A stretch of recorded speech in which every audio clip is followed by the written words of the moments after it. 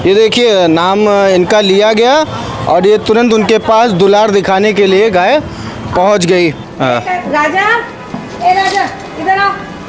ये देखिए ये राजा कायदा इनके लिए पंखे भी लगे हुए हैं और खाने पीने की एकदम। इनका ये जब आए थे तो वो दृश्य इतना मार्मिक था और इन्होंने मेरे जीवन की धारा को ही मोड़ दिया। अरे वाह। म्याऊं नहीं बोलती, जब वो मुझे बुलाती है तो अम्मा बुलाती है जी। और ये अपने आप में एक अद्भुत बात है। एक ऐसी महिला जो बेजुबान जानवरों की हमदर्द हैं, जिनके द्वारा कई संख्या में गौवंश को रहने, खाने और उचित इलाज मुहैया कराया जाता है। उन्हें जानवरों से प्यार है। उनके इस पुनीत कार्य में उनकी बेटी योशिता, बहू निधि और पति मुकुल मोहन सक्सेना का भी साथ मिल रहा है। देखिए समाज सेवा का एक अनोखा अंदाज जो कई बेसहारा जानवरों को सहारा दे रहा है। इधर आओ। ये देखिए नाम इनका लिया गया और ये तुरंत उनके पास दुलार दिखाने के लिए गाय पहुंच गई। आगे की व्यवस्थाएं भी हम लोग देखते हैं। और ये इनका क्या नाम है? रानी। ये रानी है। आइए रानी जी, आपका भी स्वागत है और आपके घर को हम लोग देखने के लिए यहाँ पर आए हुए हैं। ये चैनल लगा हुआ है, तो देखिए शायद दौड़ के दो तरफ से देखिए। राजा, ए राजा इधर आओ। ये देखिए ये राजा है। ये राजा है, वो रानी है। जी जी, इनका जैसे नाम लिया जा रहा है ये तुरंत जान रहे हैं कि हाँ हमको। और ये पीछे पीछे जा रही हैं, रानी तो पीछे पीछे जा रही हैं साथ में। भरत। इनका क्या नाम है मैम? भरत। भरत। ये है कौशल्या। ये इनके छोटे पुत्र हैं और इनके बड़े पुत्र अंदर हैं जिनका नाम हमने रघु रखा है। वो हैं चंदा। वो भी अपने नाम पे रिएक्ट करती हैं लेकिन थोड़ी मारते खा हैं, दादागिरी है। और ये उनकी बिटिया हैं चांदनी। जी जी जी।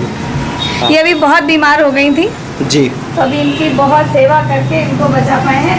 अच्छा हटो भाई, हमारे एक बस अच्छी बात है कि आप कोई भी आइए, ये मारेंगे नहीं, लेकिन क्योंकि लोग आते हैं कभी कभी खिलाने पिलाने, तो ये खाने पीने के चक्कर ये है इनकी वजह से। इनका भी आपको एक चमत्कार बता दूं, इनको ये बहुत छोटी सी थी, नन्ही सी, जितनी बड़ी इनकी बिटिया है छोटी रानी उतनी बड़ी थी ये, और इनकी माँ थी और उनको गौशाला में पकड़ ले गए। तो हम इनको वहाँ गौशाला छुड़ाने गए। अब एक साथ बहुत सारी गायों को देख के हमको खुद समझ में नहीं आया कि हम एक लावारिस गाय को कैसे पहचानेंगे। लेकिन जैसे ही हम पहुँचे ये आई, इन्होंने हमें देखा, पहले हमारी तरफ दौड़ी, करा, अपनी रमाई और उसके बाद में फिर भाग गई वापस और जाके अपनी माँ को बुला के ले आई। और इस चमत्कार को सबने देखा जी। तो हमने कहा लो, हमें तो ढूंढना ही नहीं पड़ा जी। खुद से आई और खुद से आके अपना घर लगी। ये गिनी है, ये इनकी बिटिया है भवानी। और आपको दिखाऊं, ये हमारी एक गैया है जो बहुत बीमार थी, इसका नाम हमने मन्नो रखा हुआ है जी। ये इसका पहला पुत्र है, इसका नाम मुन्ना है जी। और अनफॉर्चुनेटली ये अंधा है। अच्छा। हाँ, इसलिए हम इसको बांधते भी नहीं है। मुन्ना इधर आओ, मुन्ना आजा, इधर आजा, डरो नहीं आजा बच्चा। वो आवाज़ से देखिए रिएक्ट कर रहा है लेकिन एकदम से देख के आ नहीं सकता, पहचान नहीं पा रहा है। अब देखिए ढूंढ के आए। हाँ, ये इस आँख से थोड़ा सा शायद देख पाता है, तो कोशिश कर रहा है देखने। आजा मुन्ना इधर आ जाओ। इसका अमित ने बहुत इलाज किया आँखों का, हल्की हल्की सी रोशनी इसकी है, बाकी ये पूर्ण रूप से अंधा है। और ये ऐसे ही ग्रास फॉरम में इतनी छोटी सी बच्चियाँ अकेले पड़ी हुई थी तो उनको ले आए। और ये इनके दूसरे पुत्र हैं मन्नो के, ये इनके उन्होंने छोड़ दिया क्योंकि इनके पास दूध नहीं था। और ये थोड़ा सा खुला है, तेज बहुत है, रुक जाओ और धीरे से खुला। इनके देखिए ये नादियाँ हैं जी, और इनके कस्तूरी है आँखों में, दोनों आँखों में कस्तूरी है। जो लोग नादिया को सजा संवार के क्या लेके चलते हैं जी जी जी, नंदी बाबा पूजा करते हैं, नंदी बाबा। बंद कर दो नहीं तो बाहर निकल जाएगा, बंद कर दो। चलो अभी इनको बंदवाना है इसका नाम जी जी। इनका नाम चिंटू है, ये भी अपना नाम पहचानते हैं। बाकायदा इनके लिए पंखे भी लगे हुए हैं और खाने पीने की एकदम डिट्टो। इनको देखिए हमारे नंदी महाराज को, हीरालाल हाँ देखिए बोले दोनों जवाब दे। हीरालाल क्या बात, इनका ये जब आए थे हाँ। तो वो दृश्य इतना मार्मिक था और इन्होंने मेरे जीवन की धारा को ही मोड़ दिया। जी। तब मैंने ये फ्लैट पूरा खरीदा। अच्छा। क्योंकि ये जब आए थे तो इनके आगे के दोनों खुर टूटे हुए थे। जी। और जब इनको वहाँ से नेपालापुर से लेके आए तो ये इतने भूखे और भूखे से ज़्यादा इतने प्यासे थे कि ये दोनों ऐसे खड़ा नहीं हो पाते थे, मतलब आगे दोनों घुटनों के बल ऐसे खड़े होकर तब ये खाना खाते थे। इनको हमें अकेले कमरे में खिलाना पड़ता था। तो ये उस समय ऑफिस था जो लगभग बंद होने के कगार पे था, तो हम उनकी जगह पे इनको रख के और खाना खिलाते थे। फिर उन्होंने कहा कि वापस करो, तो मुझे भी लगा कि इतने सबको हम कैसे संभालेंगे, तो ये फ्लैट ही खरीद लिया। ये देखिए, ये एक बहुत ही मानवीय चेहरा जो मानव में अक्सर नहीं देखने को मिल रहा है, इस युग में नहीं देखने को मिल रहा है। आपने देखा और आपने समझा। वहाँ पे एक बछड़ा है जी। उसका 1.5 साल जी 1.5 साल ड्रेसिंग की है उसकी, हमने बिना नागा के इसी बच्चे ने की है ड्रेसिंग। जी। वो जो काले रंग का वो बछड़ा है, क्या नाम है वो? चंद्रू। चंद्रू 1.5 साल कॉन्टिन्यूस ड्रेसिंग करने के बाद में उसके पैर का जख्म भरा, हड्डी टूटी थी। पैर टेढ़ा है, हड्डी अंदर से टूटी है, लेकिन मांस ने उसको कवर कर दिया। बस जी। इतना है। बहुत बहुत धन्यवाद मैम कि आप जैसे लोग समाज में इतना बेहतर कर रहे हैं। आपको कई अवार्ड्स भी मिले होंगे। सर हमारे पास बिल्लियां हैं 2, एक को उसकी आंखें नहीं खुली थी, तब कुछ लोग मतलब रो रही थी तो उसको दे गए थे, तो हमने उसको पाला। जी। अब वो नॉर्मल बिल्लियों की तरह जीने ही नहीं जानती, और आप यकीन नहीं करें, कभी आपको रिकॉर्डिंग करके भेजूंगी, वो म्याऊं करना नहीं जानते। वो मेरी बेटी रहती थी, वो मेरी बेटी मुझको मम्मा मम्मा बुलाती थी। आप कभी सुनिएगा कि वो मम्मा ही बुलाती है, अम्मा बुलाती है, अरे वाह। म्याऊं नहीं बोलती। जब वो मुझे बुलाती है तो अम्मा बुलाती है। जी। और ये अपने आप में एक अद्भुत बात है। अद्भुत बात। एक अपाहिज बिल्ली है जो पीछे उसके पीछे का धड़ बेकार है, पूंछ कटी हुई है, एक्सीडेंटेड थी तो चल नहीं पा रही थी, तो फिर उसको अहकम के साथ पकड़ के लाए और फिर हमने उसको पाल लिया।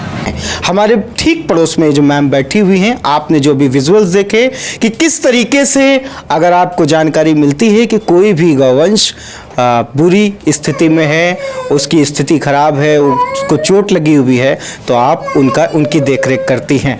सैकड़ों तो मैं नहीं कह सकता क्योंकि शायद गिनती करना मुश्किल है, लेकिन लगभग 100 की संख्या आपने पार कर ली है या आप उसके निकट हैं। मैम आपका शुभ नाम? मेरा नाम भावना मोहन सक्सेना है जी। और पिछले 13 वर्षों से मैं ये गौ सेवा के साथ जुड़ गई।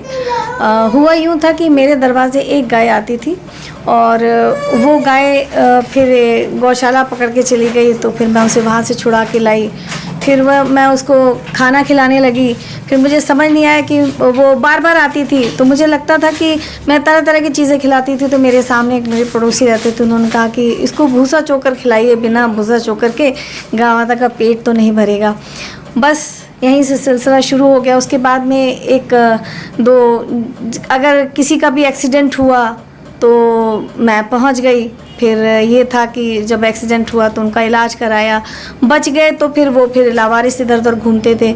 और अगर ख़त्म हो गए तो उनके क्रिमेशन का एक बहुत बड़ा सवाल होता था, क्योंकि तो ये काम फिर मैंने शुरू किया। इस काम में मेरा सहयोग किया हमारे ही पड़ोस में रहते हैं गुड्डू राजकुमार जायसवाल जी और मेरे पुत्र स्वरित मोहन सक्सेना ने।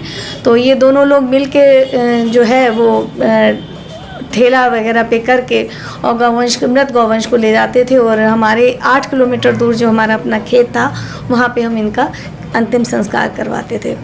यहाँ से ही बस सिलसिला शुरू हुआ। फिर ये सेवा का क्रम जारी हुआ। फिर ये लगा कि सारे जितने भी गौसेवक थे वो सिर्फ इस चीज़ से परेशान थे कि वो इलाज तो कराते हैं लेकिन भोजन पानी की व्यवस्था नहीं हो पाती है। तो फिर धीरे धीरे ये व्यवस्थाओं को मैंने टेक ओवर करना शुरू करा, और वही यहीं से मेरी ये जिम्मेदारियां बढ़ती चली गई। ये जितने भी गौवंश आप मेरे आश्रम में देख रहे हैं, ये सभी किसी न किसी परिस्थिति वश आए हुए हैं। किसी का एक्सीडेंट हुआ और सेवा तो हम सबकी जी जान लगा के करते हैं, जो कोई भी आ जाता है। अभी 15 दिन पहले एक छोटा सा नन्हा बछड़ा मुझे यहाँ मिल गया और एक्सीडेंटेड था, उसके पूंछ में कीड़े पड़ गए थे और तो अब उसको बचाने की मैंने बहुत कोशिश करी। जब भी कोई आ जाता है तो दिनों रात हम उसको बचाने की कोशिश करते हैं। अनफॉर्चुनेटली हम उसे नहीं बचा पाए क्योंकि यहाँ पे संसाधन नहीं है इलाज के। जी। हमें जो ऊपर दिखता है उसका हम इलाज कर लेते हैं, लेकिन एक्सीडेंट में अंदर अंदरूनी जो चोटें लगती हैं वो हमें ज्ञात नहीं होती।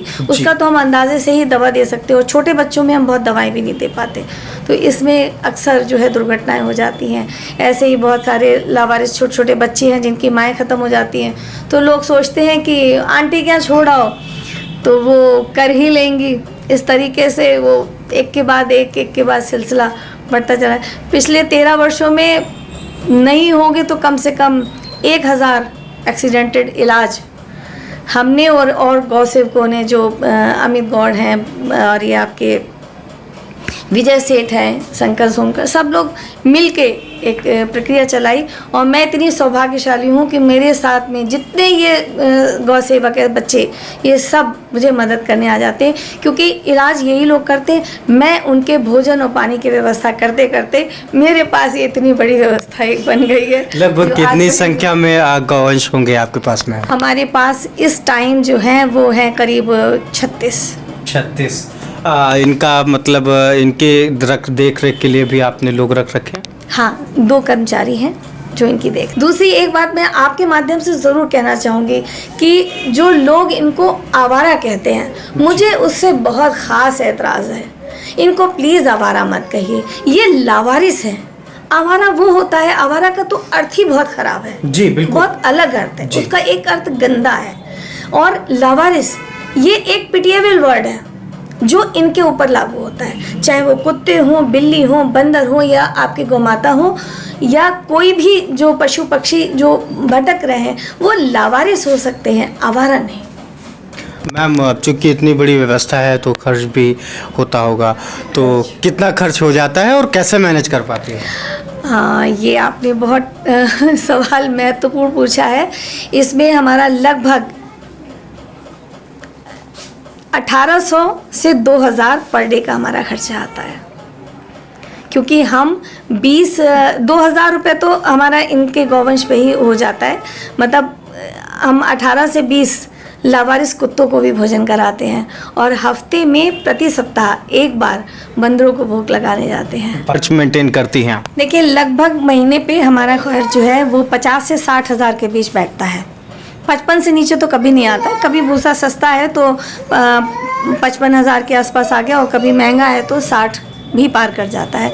और इसमें हमें 6-7 लोगों का सहयोग जो है, लगभग हम कह सकते हैं कि हमको लगभग 10,000 रुपये महीने की सहायता मिल जाती है। 6-7 लोग हैं, कोई 2,500 रुपये देता है, कोई 1,500 देता है, कोई 1,000 देता है। इस तरीके से करके हमारे पास लगभग 10,000 की व्यवस्था है जो परमानेंट हमें मिलती है।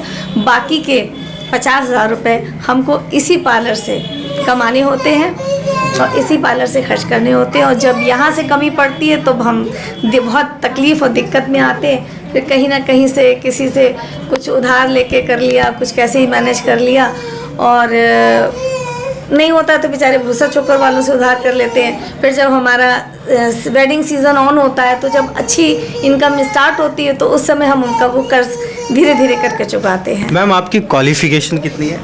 मैं पोस्ट ग्रेजुएट हूँ। Post graduation. देखिए, शिक्षित हैं और शिक्षित होने के साथ साथ जागरूक भी हैं। सिर्फ शिक्षा का कोई मोल नहीं है यदि आप जागरूक नहीं हैं। यदि आप किसी के दर्द को अपना दर्द ना समझ सकें तो ऐसी शिक्षा का कोई मतलब नहीं है। सनातन चैनल की प्रोडक्शन हेड और एंकर रह चुकी हूँ। अच्छा मैम, बहुत बढ़िया। उसके बावजूद भी आपने मैंने वहाँ काम भी बीच में ब्रेक लिया था कुछ समय के लिए अपनी बेटी के एग्ज़ाम डेज में, लेकिन तब तक जो है एक नंदी का बहुत भयंकर एक्सीडेंट हो गया था। उसके पीछे फिर मैं जॉब पे अपने वापस निकली। हर एक इंसान को ये जिम्मेदारी लेनी चाहिए क्योंकि हमको मानव शरीर मिला है। मानव शरीर मिला है तो हमें लोगों की सेवा करनी चाहिए, उन बेजुबानों की, बेसहारों की सेवा करनी चाहिए जिनको सहारे की ज़रूरत है और जिनकी पीड़ा वाजिब है। लगातार अपडेट्स के लिए बने रहिए खबरी लाल पर। हर छोटी बड़ी खबर के लिए मैं अर्पित शुक्ला, नमस्कार।